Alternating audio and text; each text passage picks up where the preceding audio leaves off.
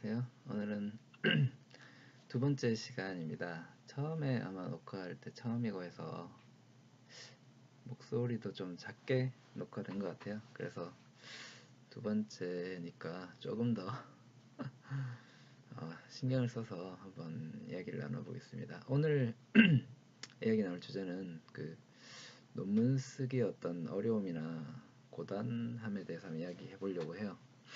먼저 이제 대학원 생활의 이상과 현실에 대해서 이야기를 해보고 싶은데요. 사실대로 이야기하면, 아주 솔직하게 제가 이야기를 해보면, 사실 대학원생은 졸업할 때까지 논문 쓸 시간이 없다라는 것이 오늘 저의 말하고자 하는 핵심입니다. 이게 또 무슨 소리냐라고, 대학원 생활을 너무 비관적으로 얘기하는 것이 아니냐라고 생각하시는 분도 있으실 수 있는데요.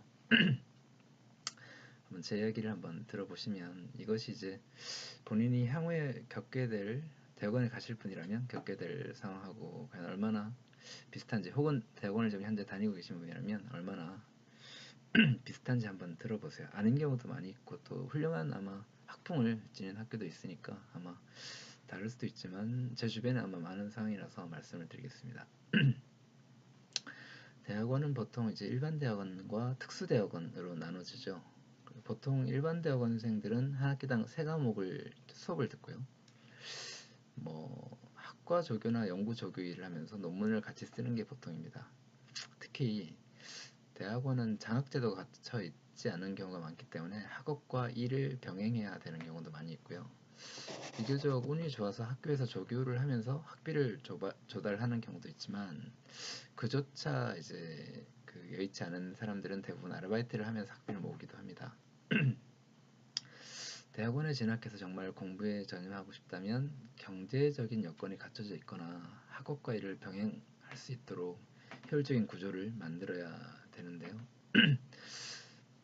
일반 대학은 일단 그렇고요. 조교를 보통 하면서 그런 부분을 충당을 하는데 그 업무량이나 이런 것들이 좀 만만치 않아요. 그러니까 공부를 하기를 위해 왔는데 학비 때문에 조교를 하면서 이제 막상 공부를 못하는 그런 경우도 좀 발생하고, 특수대학원생들 같은 경우에는 이제 비슷하게 일반 대학원생들처럼 일주일에 3과목 정도 수업을 듣고 회사 업무하고 병행해서 논문을 쓰는 경우가 많이 있습니다. 결국 대학원생은 이런저런 이유로 졸업할 때까지 논문을 쓸 여유가 그렇게 많지는 않아요. 2년이라고 하는데 보통 석사 과정이 2년이고 대학원 박사 과정이 보통 4년, 빠르면 4년, 5년 정도를 보통 일반적으로 잡습니다.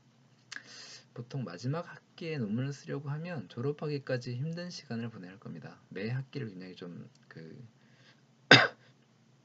전투적으로 보내야만 아마 가능하고요.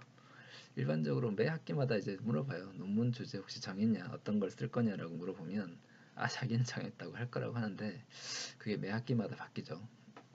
매 학기마다 바뀌고, 사실 논문 쓰기 위해서 준비해야 할 것들과 논문 써가는 과정이 굉장히 힘듭니다. 논문 쓰려면 좋은 자료를 일단 구해야 되고 목차도 완성시켜야 되고, 이것 가지고 또 끝나는 게 아니죠. 본인은 좋다고 완성했지만 지도 교수님은 또 거기에 동의하지 않으실 수 있기 때문에 교수님 허락도 또 받아야 되죠. 그러니까 이런 것이 있는데, 논문 쓰기 이제 전 준비 과정에 불과하고요. 실제로 이제 논문을 써야 될 거잖아요. 논문을 이제 쓰려면은 더욱 복잡한 과정을 또 거치게 될 겁니다. 이런 일련의 과정을 한 학기에 모두 해결하는 게 과연 쉬울까요? 사실상 좀 쉽지 않겠죠. 논문 학기가 되기 전, 그러니까 3학기나 4학기 때부터 논문 주제와 방향을 잡고 지도교수 지도교수님께 허락을 받기 위해 노력을 해야 됩니다.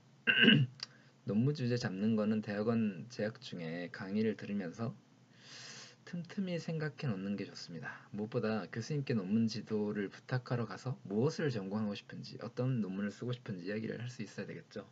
아무 준비 없이 논문 지도를 받고 싶다고 이야기하는 거는 사실 좀 지도교수로서는 사실 좀 그렇게 좋은 평을 내리기 어려운 그런 학생일 거예요. 네, 논문 지도를 받기 위해 찾아갈 때 교수한테 보여줘야 될 게 열정과 성실성 두 가지라고 저는 생각을 합니다. 그래서 무엇보다 이제 대부분의 그 지도 교수님들이 석사 수준의 어떤 논문에 대해서 아주 막 되게 큰 어떤 그 논문의 수준을 기대하는 것은 아닙니다.